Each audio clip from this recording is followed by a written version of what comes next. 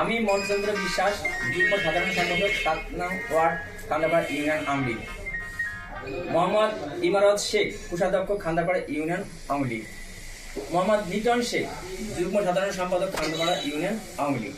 বৃন্দাবন বিশ্বাস, সহসভাপতি 7 নং ওয়ার্ড খান্দাপাড়া ইউনিয়ন আওয়ামী লীগ।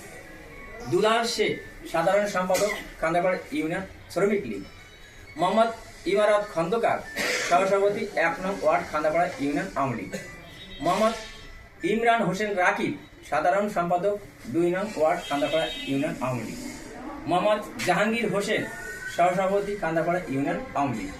মোহাম্মদ মুক্তার ফকির, সভাপতি 9 নং ওয়ার্ড খান্দাপাড়া ইউনিয়ন আওয়ামী লীগ।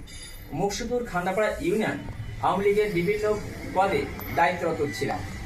আমাদের ব্যক্তিগত সমস্যার কারণে আমরা স্বেচ্ছায় আওয়ামী লীগের প্রাথমিক সদস্য সহ সকল পদ পদবি থেকে পদত্যাগ করছি।